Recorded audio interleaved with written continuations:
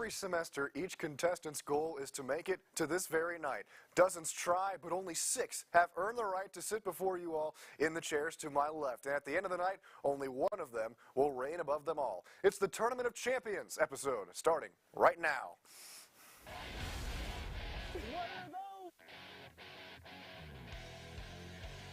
Coming back to that 2021 MVP. He's better than Josh Allen. He's better than Major Rayfield. He's not better than Mahomes. I can't say that. Well, you miss a kick, you get kicked. So, You know, a bag of money or whatever, some food inside of them. No, that is a great answer. How dare you boo this man? Good evening and welcome into College Crossfire. I'm your host, Tommy Yarrish, alongside the best of the best from our spring semester. Now, before we meet our contestants, allow me to quickly explain how tonight is going to work. In our first block of 3 questions, our number 1, number 3, and number 5 seeds will compete through 3 questions, and whoever has the highest score after those will advance to the final round. We'll go to break briefly, and then when we return, our number 2, 4, and 6 seeds, contestants will get the same amount of questions, and the winner of those 3 will also advance to the final round, setting up a rapid-fire round for the title of College Crossfire champion. It's a loaded night. Let's go ahead and get the party started. On first base, he's our number 1 seed in back-to-back semesters with 92 points. Welcome back, Justin Goosman. How's it going, Goose? You know, I'm happy to be here, but you know, I can't let that number 1 seed thing, you know, play too much of a role in this, because last semester I was a number 1 seed, didn't get past the first round. Someone compared me to Chris Paul in the studio last week, so yeah, that wasn't fun, and I'm ready for blood today. All right, so Chris, wow, that was probably the best. That was probably the best intro of the year. CP3 more like JG0. Wow. That is crazy. Thank you very much. All right, buddy. And on second base, he's our number 3 seed of the spring semester with 47 points. Welcome in, Ikey Kohler. How's it going, Ikey? Been a while. It has been a while. I'm glad to be back. And, you know, Goose is back in blood over here. But, you know, I'm excited. Let's get rolling, man. I was hoping you'd match that. I was hoping you'd match that with Kennesaw State nearly hit. I was hoping you'd match that with a bar, but thanks for being here. Looking good, my friend. And on third base, we had a tie for the number 5 seed, so we split them up with 44 points. It's Ryan Swantkowski. What's going on? Horse sports legend. Ryan. Great to be back. Came in second last semester, and like you said, I'm coming for the blood. So let's get it going. I'm excited to be here. A little too violent. Little too violent here. Oh yeah, you're looking at Tommy while you say that? Oh yeah. Yeah, that's what I thought. Little too violent. That's what I thought. All right. Well, our contestants are ready. I'm ready. Let's go ahead and get this started and find out which of these 3 will advance to the final round. Here we go. In a very rare baseball occurrence, Oklahoma came into Austin and swept the Longhorns in an embarrassing 3 games. David Pierce was certainly animated about the loss. Where does he go about fixing this, and where do the Longhorns go from here? Goose, start us off. I mean, the main problem was pitching. You have to solve the pitching, because in the first game it was 8-0 to start. Like, you can't go down 8-0 and expect to get a win. That's just not going to happen. Texas actually out-hit Oklahoma in that first game, but still ended up losing because the walk differential was so large. Like, the pitching has to get solved. And it wasn't even the relief pitching that was bad. It was the beginning of the game, and that was it. But then in the second game, they came back and did the same thing. They started down 5-1. So it's got to be the pitching that gets solved. And, you know, the hitting isn't the problem. The offense hasn't been the problem. The relief pitching hasn't even been the brunt of the issues. But if Texas is going to go anywhere, they're going to have to figure out the pitching woes, because that has been the issue all season long, and that's not going to go anywhere. Texas isn't going to go anywhere unless they figure that out. Yeah, and we've harped on that issue here on this show several times now, how pitching has been so much of an issue, and even going back to last year, Texas digging themselves into way too many holes and can't get themselves out of it. Ikey? So, obviously, you know, I agree that pitching is the issue. Just taking a broader perspective, you know, this is the first time in a while. There's 3 conference series left, and Texas still doesn't have an established number 2 and number 3 pitcher. Lucas Gordon, who started Friday night for Texas, he was amazing. It was a 2-1 ball game, but Lucas Gordon was great. You know, we lost that game because of walks. And outside of Lucas Gordon and a couple other pitchers, during the whole series, we had 20 walks and 3 hit by pitches. And it's very hard to go win. Very hard to go win a baseball game, and it's hard to get your offense motivated when the pitchers are going to go out there and walk batters. You know, it's hard to win baseball games. You know, Tanner Witt, he's expected to come back this weekend, throw an inning or two against TCU. So as far as going about fixing it, that'll help, but it won't solve all the issues. You're going to need, you know, pitchers like LeBaron Johnson and him and a couple others to step up as well. And for us to make a run in the postseason, to even have a shot at hosting a regional, you know, David Pierce is going to have to get this team together, and a lot of fire under him. Yeah, absolutely. And Tanner Witt coming back for this Texas team going to be such a massive component to the future. We'll see. I know obviously the plan is to slowly work his way back in there after Tommy John surgery, I believe, put him out last season. So we'll see how that progression goes along and if that pays an impact. Ryan? Yeah, absolutely. I think pitching is the #1 issue we look at. But I'm also going to mention extra base hits. Only 4 doubles and 2 homers in the entire 3-game series. Last time I checked, this is college baseball. They're using metal bats, and the field is pretty big. So you should score some more runs. I think extra base hits and power, like we saw earlier this season, is a big emphasis. Where last year we had where the Longhorns had a bunch of power with Melendez and guys like that with the long ball. You're not really seeing that as much. Pitching as well, going back to it. 17 runs given up in 3 games, just under 6 a game. Can't happen. Starting pitching has to be better. And to fix this, it's baseball. You got to calm down and relax. There's a long season ahead. It's already been a long season. You're going to go on losing streaks. You're going to lose games. It's going to happen. To fix this, you just got to relax, calm down, trust in your teammates. That's all I got to say. All right, so some coach speak there from Swank to close us out. So nicely done, my friend. We're not going to tell anybody who got points, just to keep it a secret. Nobody does math in their heads to see who gets to the final round. So we're keeping it secretive this week here on Crossfire. So first question in the books. We're reaching the end of several series here in the first round of the NBA playoffs. So we've gotten a good look at a lot of teams and specifically which individual players will have the biggest impact on each team's run going forward. So with that said, who has been the best player so far in the postseason? Ikey, start us off. 56 points, 20 rebounds, down 14 in the fourth quarter against the Bucks.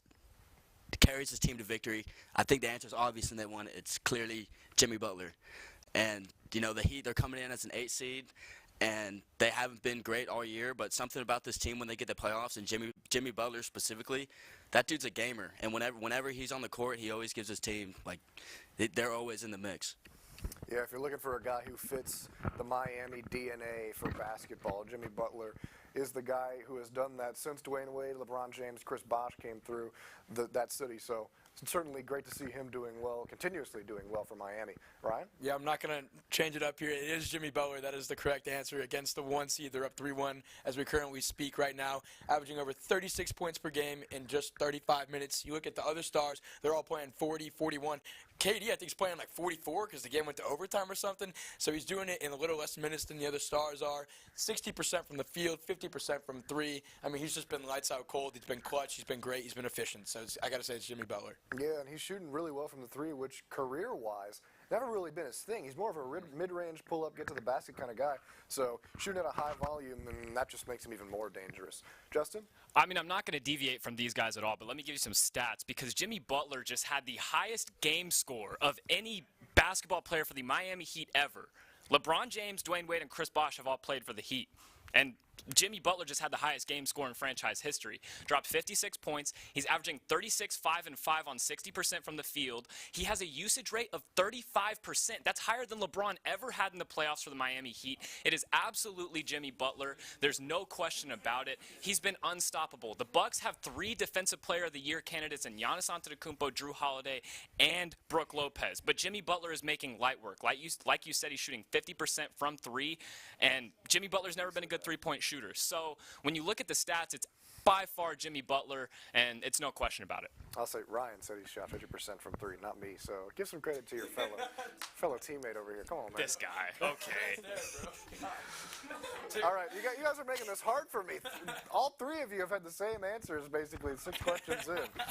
Nonetheless, it is the same answer, but it's also hard to deviate from that answer. Jimmy Butler has been so much fun to watch. You remember in the bubble how he performed in the finals. Not enough for LeBron, but nonetheless just phenomenal to watch. And I think you mentioned that stat of player performance. I think he has 7 out of the top 10 for the Heat. 8 out of the top 10. That's unbelievable. And the hair is phenomenal. And the hair is phenomenal. At least at the start of the season, the dreads, it Yeah. was. Thank you for pointing out that tweet. The NFL draft is tomorrow as the newest professional stars get ready to take the big stages. When you take a look at this class overall, who do you think early on has the best chance to end up in the Hall of Fame? Ryan? Oh, am I? Okay, here we go. You were antsy to start us off here.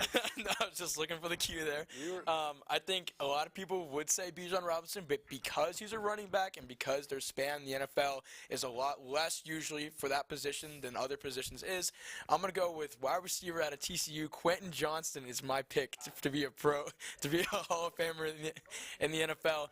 And here's why. I compare Quentin Johnston. He's a mixture of Larry Fitz and he's a mixture of DeAndre Hopkins. He's 6'3", just like Larry Fitz was, had 1,000 yards this year, 6 touchdowns, has progressed each and every year at TCU, playoff experience under his belt, great frame, never fumbled in college, will end up on a good team as he's going to get picked probably by New England, I think is projected. Obviously, great history there. And he's going to have great coaches around him. I see no reason why he should not be a Hall of Famer when it's said and done. Larry Fitz and Hop, those are my comparisons for him. Well, I see a lot of reasons why he can't be a Hall of Famer, but I'll keep that. I'll keep that to myself. Goose, you want to continue us on? Yeah, I think If the you can hold problem. on to I the think mic. the problem with Quentin Johnson is his route running, and I don't know if he's really a bona fide wide receiver one yet. And his ability, and his 50-50 ball ability. Megatron is completely different. Megatron was literally LeBron James running around. His contested catch rate really isn't what you want, which is why I'm going to go with Bijan Robinson. I think he's the best player in this draft talent-wise. And when you look at where he's going to go, it's likely either Philadelphia or Atlanta, and both of those teams have incredibly good run games. So it's a lot situation-based. If you come in as a rookie and you can dominate as a running back, that's going to give you a really, really good chance. And if Bijan goes to a team like the Falcons or like the Eagles who have great offensive lines, Here comes the Falcons. hey, Tyler Algier ran for 1,000 yards behind that offensive line. So if you get a more talented running back in that backfield, I think he can absolutely go for 1,000 yards, even maybe lead the league in rushing as a rookie. You model your game after Barry Sanders, I think you have a chance for the Hall of Fame. No, absolutely. And running back value has decreased here in the coming years, but Bijan Robinson is a guy who you saw in Steve Sarkisian's offense, loves to slip him out on wheel routes and throw him the ball. That's where his value is going to be. But conversely, that can also beat him up a little bit, get after his legs. So we'll see if that sticks around. But certainly, Bijan Robinson, as we've seen, all of us have seen here at Texas, a Hall of Fame caliber, not lock, caliber player. Ikey, last one. I'm gonna move over to the quarterback position, and I'm gonna go with C.J. Stroud. And when I look at him, you know, he's kind of similar to Drew Brees. He's not super big in size, but he knows how to win and he can sling the ball around. You know, you look at Ohio State. He went 21-4 as a starter. You know, he won a Rose Bowl, and you know, I watched the game he played against Georgia, and that's really all I had to see. He has the heart to do it. He has the determination, and this dude is a purified winner. Okay, C.J. Stroud, that's the man. Hall of Fame. All right. So 3 answers that I'm kind of on the fence about all of them. But then again, when you ask this question, you really don't know because it's way too early in their careers, obviously. But certainly you can see all 3 of those guys making the Hall of Fame. So good cases made for all of them. I'm not sold, but hey, prove me wrong, gentlemen. So the first block is finished, which means that one of you is advancing to the championship round. And without further ado, our first Tournament of Champions finalist is... He's now JG1. Justin Goosman is moving on to the final round. Congratulations, but Job's the not finished. Job is not. You're reading my teleprompter, man. The job is not finished. Congratulations to Ikey and Ryan for making it this far. We appreciate you guys coming back. When we come back, we'll meet our other 3 contestants and find out who our second finalist will be. Don't go anywhere. We'll be right back.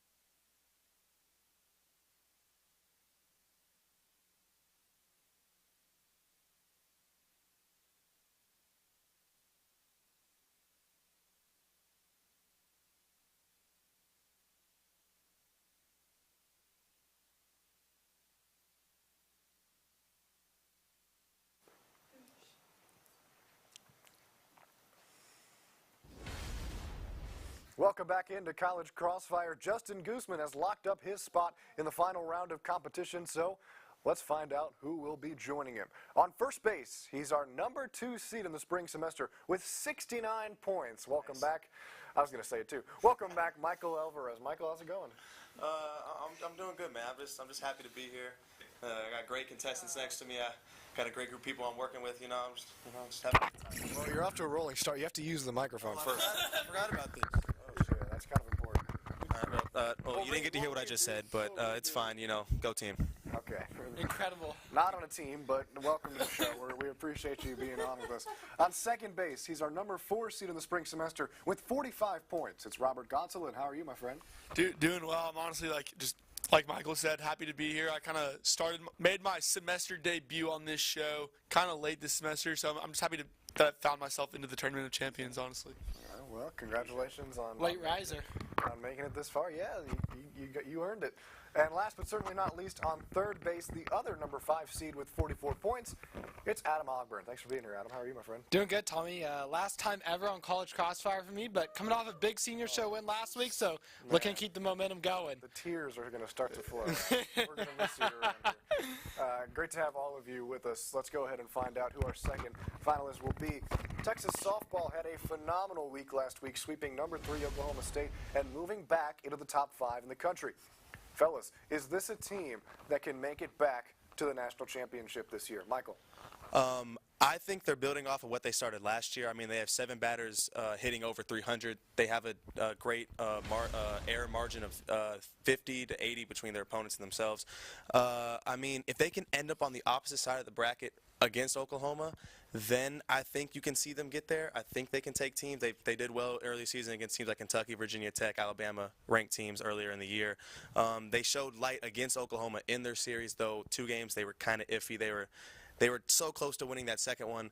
I think if they can get on the opposite side of the bracket with Oklahoma, they can make a shot. They can take a run for it. Yeah, Oklahoma sort of just the juggernaut that you're kind of hopeless to get past at this point. Petty Gasso doing a phenomenal job over there.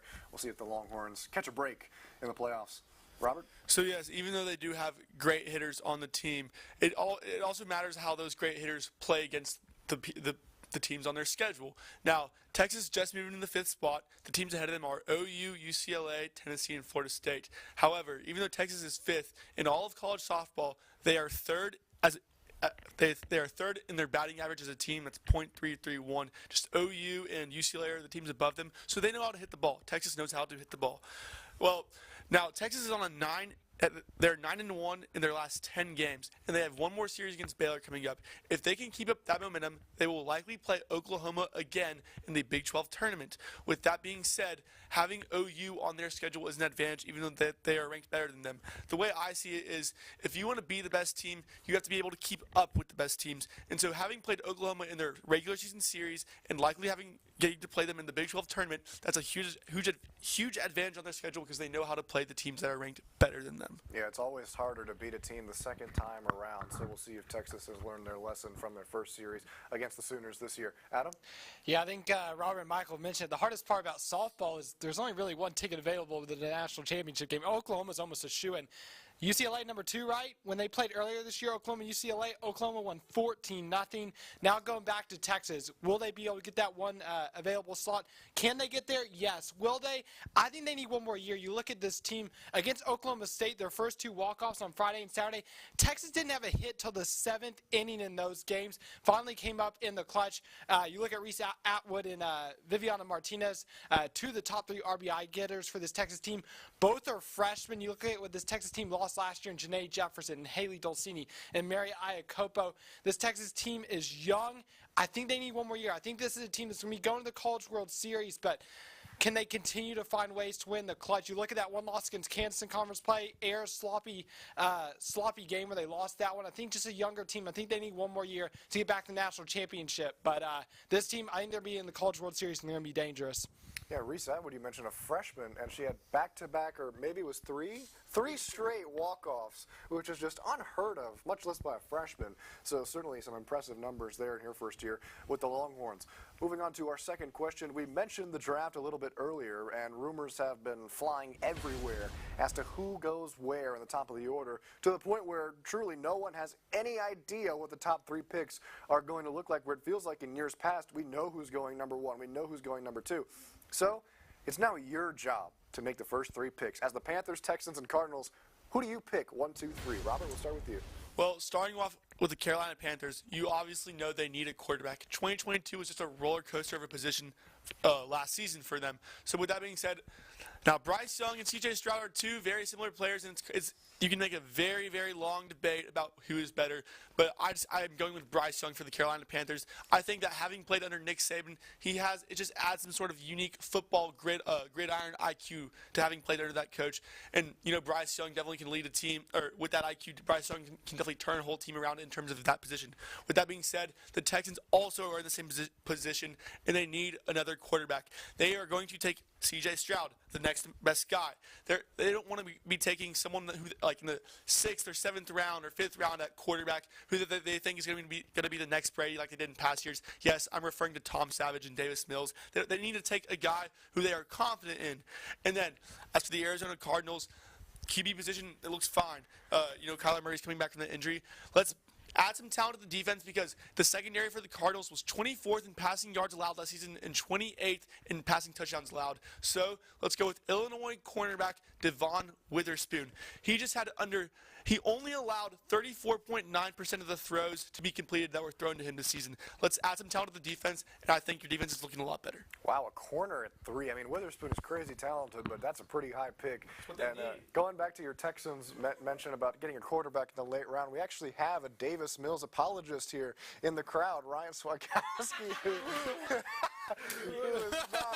not very happy that I'm calling him out. But I am a Texans fan, though, so whatever feelings you share about the team, I share them with you.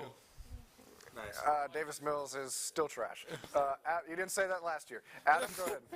Yeah, I think if you're the Panthers, you got to go with Bryce Young. I think he's the surefire number 1. Texans, the pick should be C.J. Stroud. Now, I will say this. If you have any doubts in the front office, if you're Nick Cassera, you're looking there, you don't think C.J. Stroud's your guy, look to trade down. See who's getting on the phone, because the number 1 thing that this Texans team needs is draft capital, because they need improvement across the board. I think almost any position on the Texans could use strengthening. They're going to get a lot of it, too. They got 12 draft picks. Most in the NFL, so I'm going to say C.J. Stroud, but don't be afraid to pick up the phone if you've got any questions about Stroud. And then number 3, I think you got to go Will Anderson. I think he's a surefire talent at defensive end. You look at the Cardinals, what they're replacing. J.J. Watt retired. Zach Allen, he's over at the Broncos now. They've got to replace 29 tackles for loss that defensive end position. I think Will Anderson comes in, slots in great there. He has 34.5 career sacks at Alabama, so he's definitely a guy who can rush the quarterback off the edge. So those are my top 3. And, man, if Will Levis goes in the top 2, we might cancel the 1-0 sports show on Friday, because I won't know what to do with myself. We might cancel TSTV if Will Levis goes in the top 3. Just would be absolutely ridiculous. But good points across the board there as well. Michael, finish us off. I gotta agree with Adam with the top 2. I mean, obviously Bryce Young's a surefire number 1 pick. Carolina is a mediocre team. I mean, obviously they're gonna need someone who's the best quarterback in the draft to turn around. That's where it all leads off as. And then the Panthers, I think you do take C.J. Stroud, though there are rumors that you take. Oh, Texans, my bad. Texans, that you do take C.J. Stroud, and there are rumors that Will Anderson may go instead, because the Texans do need a lot of help around the entire board. But I don't think David Longneck Mills is gonna carry your team. It's gonna carry your team to anything anytime soon. So I didn't know he had a nickname. I think you should that would be the right pick there. And then at 3, though the Cardinals do have an atrocious secondary, and Devin Witherspoon would be a great pickup, you can't take a corner that early in the round. I think I like Tyree Wilson over Will Anderson. That might be a hot take. He was just more impressive. He was more impressed with him this year. He has great traits. He's great off the edge. I mean, you just lost J.J. Watt and Chandler Jones in back-to-back years. So, I mean, you're going to need someone to take over that spot. So I would go with Tyree Wilson. Yeah, certainly either Wilson or Anderson makes sense for the Cardinals defensively. And then the Texans, I mean, they can just take anybody and they'll get better at this point. And, the question with them, I think, is do you take a defensive player and then try to get Caleb Williams next year? Or Do you just take a bet on, C.J. Stroud or Bryce Young, whoever falls there for you, as long as it's not Will Levis? We're going to end off here with a baseball question. Shohei Ohtani has been in the news plenty throughout his career for various different reasons, but most notably that of the Angels' lack of success, which has frustrated him, and rightfully so. If Shohei Ohtani is to leave the Angels or get traded, what do you think would be the best landing spot for him? Adam, start us off. Yeah, if Ohtani gets to free agency, he shouldn't touch the Angels with the stick. He should try to get as far away from that franchise as possible. I think he's going to go so far. I think he should go across the coast. I think he should go to the New York Mets. The Mets, they've got money to spend. They just set an MLB record last year for the highest payroll tax in history, so they're not afraid to throw money around.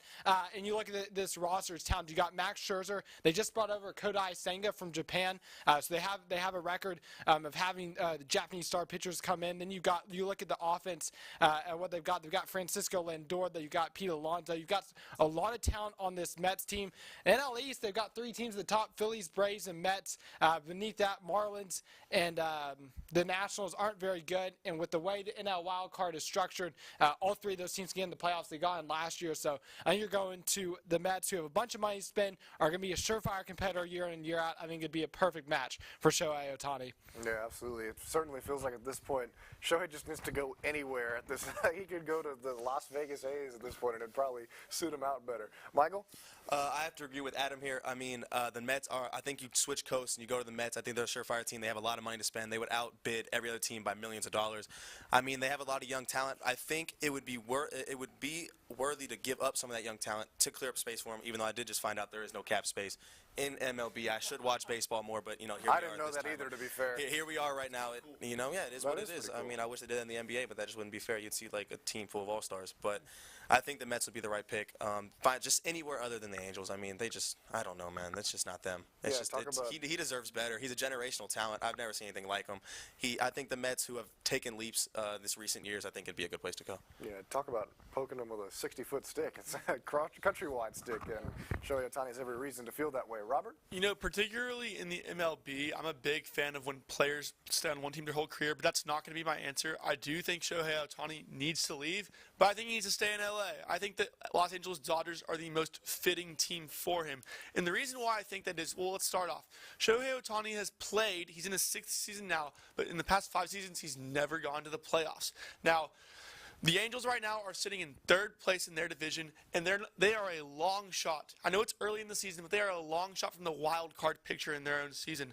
Now, the Dodgers, they have 3 starting pitchers on the injured list right now. They have 5 healthy pitchers, but we know with the way baseball goes that some of those healthy pitchers right now are in the rotation for short term to fill in for those injured players. Now, Shohei Ohtani is definitely a player who can fill a needed role that the Dodgers need, because they need another pitcher who can come in and be there long term and is not just there to fill in some short term injured player. Let's have the Dodgers play with Clayton Kershaw, or let's have Ohtani play with Kershaw and Noah Syndergaard, and also join a team that is only half a game back from 1st place in their division. The whole scheme of the playoff picture changes if you just go to the Dodgers. Wow, that would be a filthy rotation in LA if he was to head right down the street to the Dodgers. We'll see if that ends up happening. And we finished our 2nd round of questions, which means it's time to round out our finale. The winner of the 2nd block, who will be joining Goose in the rapid-fire round, is a man who's not finished just yet. Adam Ogburn will join us for his final block here at TSTV on College Crossfire. Congratulations, Adam, but the job is not finished just yet. Congratulations to Robert and Michael for making it thus far. Now it's time to crown our champion. Adam and Justin will go head-to-head for the crown right after this. Great luck.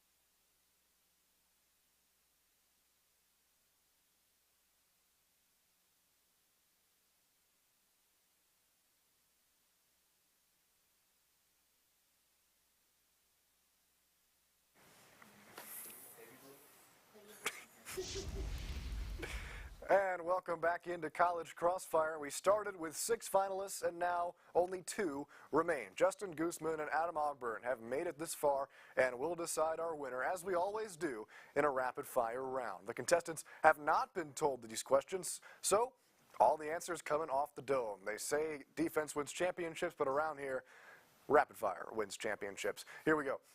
We saw Jimmy Butler light it up against Milwaukee to will the Heat to a victory the other night, which brings up this question. What is the biggest I'm him or I'm her moment in sports history? Anybody can start us off. Ooh, man. Might have to go back in the archives a little bit for this one. This one really hurts me.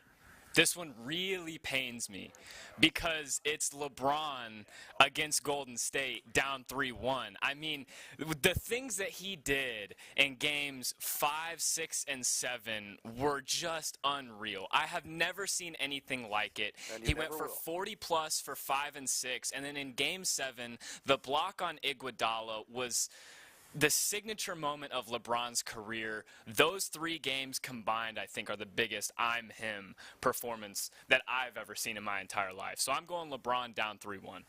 Yeah, and there's a lot of cases you can make with LeBron in general, I think, throughout his career, where it's just like, goodness gracious. Where he scored like 28 straight, something, yeah. Absolutely. Good answer to start. Adam?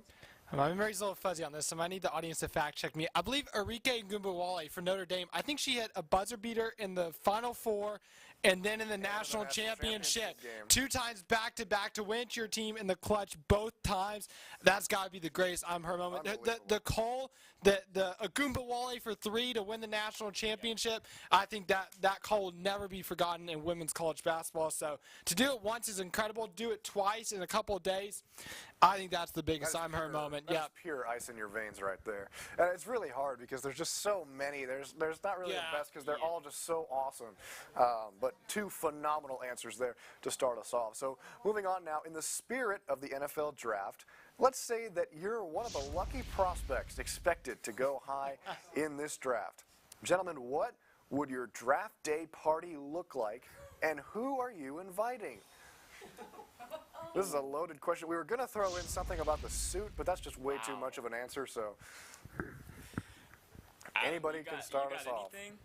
I think you gotta enjoy yourself. You gotta just get family and friends. I think you take it, do it at home. Don't have to worry about the cameras in New York. They can put one of those Zoom cameras or whatever. I think you just go out in the pool, do a backyard barbecue. Just enjoy the moment, enjoy the celebrations with friends, and just keep that phone close and wait for the phone call. So I think don't be in a stuffy suit sitting around the table looking anxious in New York. No, have a great time with family and friends. Have a night to remember because it really should be a night to remember. Oh, such a wholesome. What a wholesome moment from our most wholesome person, Adam Ogburn. That's just so nice. Warms your heart. Really wholesome stuff from Mr. Good Stuff. I'm assuming that I'm a top 10 pick. I'm going all out. I'm going all out. We're getting a huge projector. We're going to Zilker Park. I'm inviting anybody that I know. Anybody is welcome. There's going to be hot dogs, burgers, good barbecue, playing good music. It's going to be a good great barbecue, time. like hot dogs and burgers. No. There's going to be both. Oh, additionally, There's okay. going to be both. There's going to be something for everybody there. You know, go to Zilker, play some great games. You don't even have to be by the big board, the screen, anything like that. Just enjoy yourself, have a good time. But in an open environment, be outside, friends, family, anybody's invited. That's what I would do. All right, so Goose, keeping the doors open to anybody who's willing to support him. Exactly. Hopefully nobody goes to throw tomatoes. I'm a top 10 pick. Nobody's throwing tomatoes. Well, if you're a top 10 pick, Big shot on. He's the new big man on campus. I'm changing that title from Tommy to you. yeah, seriously. I mean, and please take it away from me. Yeah. And pass it down. But if you're a top 10 pick, you're probably wherever the draft is at. But hey, I'm different. I'm different. Well, you call your own shots. You're the big shot. You're him. You do whatever you want. Roger Goodell bows down to you, and you haven't even stepped foot in his league yet. So, Roger Goodell picks from his own basement. What? Oh, well, because COVID, he couldn't really do much. Where's he going to go? Yeah, there you go. So you can be Roger Goodell 2.0 and just bottle yourself up. Anyways, another 2 good answers there. And now, finally, this is for all the marbles here. Since this is our last show of the semester, let's end on a reflective note. What was your favorite moment of the past year here at TSTV? You two have had a lot of them, so we can go deep into the answer bank here. Because I got so much crap for this on my first ever College Crossfire episode.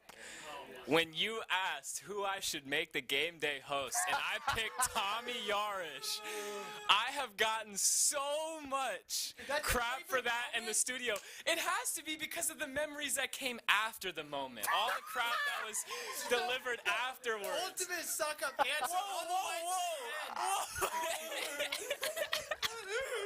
Adam, I'll let you take this one away. Yes, wise choice, buddy. Wise choice. You're not even trying to hide it anymore, Adam. I think for me, I'm going to go the UT Alabama 1-0 episode. It was a lot of fun. We had an Alabama student, Robert Cortez. He was here covering the game. He came in studio. It was just like a really, really great cast. It was fun breaking down the game. So I think that was a really special episode to get on. And we got Trey Newton, the running back, who's the starting running back for Texas in the national championship game against Alabama. He called into that show. So that was a really cool show to put on and be a part of. So that's my favorite memory from the year. All right, so we've got emotional answer, and then we've got we got Awesome. He gave really wholesome answers, and I was... Yo, you gave wholesome answers too. To be fair, top 5 TSTV moments ever was when you said Bro, that was the hardest. All you had to say was when you cooked him on the basketball court. That would have been a great answer. That would have been a great answer. Don't worry, we're past that, and tomorrow, Gregory Jim, watch out. We're coming, and we got some teammates coming with us too. We're gonna sweep everybody off the floor there. Well, folks, all of the questions have been asked and answered. The points have been divided. Our champion has been decided. Nice rhyme, right? The spring 2023 semester Tournament of Champions champion is, in his final episode, Adam Ogburn. Congratulations, Adam. Cece, do we have time for FaceTime? Yes, we do. Adam, take it away. One last time. Yeah, it's been a lot of fun being on College Crossfire over the years. So I've got my girlfriend in the audience, so shout out to her. I've got shout out to the parents and the family who watched at home over the past 4 years. That's been really cool. So I love TSTV. I owe so much to it. Just the experience that you get here, it really does put you in a fast track in the industry. I mean, I know we joke about our different roles. I mean, it's cool. You're working for 24/7. We got Ryan at Horn Sports. We got people at KXAN. Like, it is really cool. So TSTV, it's a lot of fun, but it's not just the experience. I think the best part's the people. That's why we're all having so much fun tonight. So shout out to people here at TSTV. That's definitely been the best part of the best 4 years. And even though Friday will be my final time, I'll definitely never forget this department. Well, we appreciate everything that you've done for us for the past 4 years, Adam. Yes, please give it up for Adam Ogburn one last time. Thank you for everything that you have done, my friend. You've helped not just me, but everybody here. We're also appreciative for you and all of our seniors. and all of our seniors who have come through this year. So it's been so great having you around. And once again, congratulations, Adam, for your championship win, and of course a tip of the cap to Goose for doing just as good of a job this year for us. Really stepping up as well. Directed for the first time on this show a couple of weeks ago. Changing the guard right here, man. It's the Goose show now. This is Goose's show, ladies and gentlemen. So get ready. Super excited for everything that's going to happen for you as well. You just picked up a new gig writing for. It's called Air Alamo. There you go. Let's go. Good for Goose, and I would be remiss to mention Robert Gonsulin as well. Like you said, KXAN. Let's go, So Robert G. KXAN's finest. Am I forgetting anybody? I don't want to make anybody feel left out. Obviously, we have Horn Sports legend Ryan Swantkowski here. We've got Texas Creatives Debony Serta. We've got Longhorn Network CC Rodriguez. Anybody else I'm forgetting? No? All right. Perfect. No, not you again.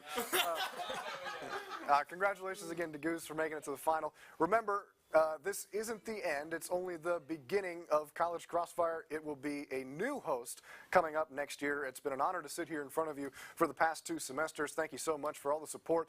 And make sure you tune in one final time to the 1-0 Sports Show with Adam Ogburn on Friday morning. Huge shout out to our executive producer, Jordan Galehood, who we could not do this show without. Another senior who has done a phenomenal job with us. He makes all of us look good. Jordan's done a phenomenal job all year. Thank you for everything, Jordan, and of course, all the rest of the crew backstage managing us, making us sound good as well. And to all the contestants in our studio audience for showing out tonight. We appreciate you all coming by. Thank you so much for all of TSTV Sports. One last time, I'm Tommy Yarrish. Thank you, and good night.